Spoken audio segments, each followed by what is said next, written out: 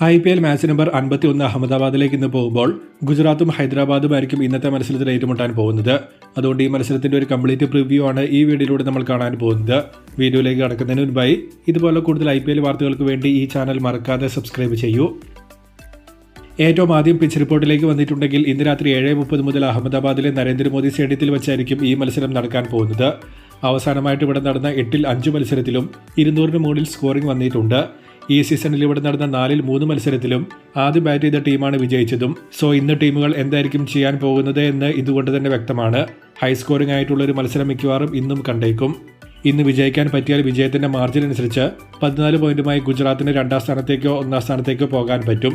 ഇവർ കൂടി 14 പോയിന്റിലേക്ക് എത്തിയാൽ പിന്നെ ഒരു 4th സ്പോട്ടിന് വേണ്ടിയുള്ള പോരാട്ടം മാത്രമായി പ്ലേ ഓഫ് ചുരുങ്ങും എന്ന കാര്യം ഏകദേശം ഉറപ്പാണ്. പ്രതീക്ഷകൾ നിലനിർത്താൻ ഹൈദരാബാദിനും ഇന്ന് വിജയിച്ചേ പറ്റൂ. GT തോക്കുന്നതായിരിക്കും മറ്റു ടീമുകൾക്ക് ഫേവർ ചെയ്യുക. ഇനി ടീമുകളിലേക്ക് വന്നിട്ടുണ്ടെങ്കിൽ റബാദ് ഇപ്പോഴും അവൈലബിൾ ആയിട്ടില്ല. ഇതല്ലാതെ വേറെ ഇഞ്ചുറി പ്രശ്നങ്ങൾ 2 ടീമിലും ഉള്ളതായി റിപ്പോർട്ടില്ല. റാഷിദ് ഖാൻ ഇഷാൻ കിഷനെതിരെ വരുന്ന മാച്ചപ്പ് ശ്രദ്ധിക്കേണ്ട ഒന്നായിരിക്കും. ഗുജറാത്തിൽ Gill Sudharsan opening, Jos Buttler, Rutherford, Shahrukh Khan, Sundar, Rahul Tewatia, Rashid Khan, Sai Kishore, Siraj, Krishna, Ishant തുടങ്ങിയ ടീമിനാണ് ചാൻസ്.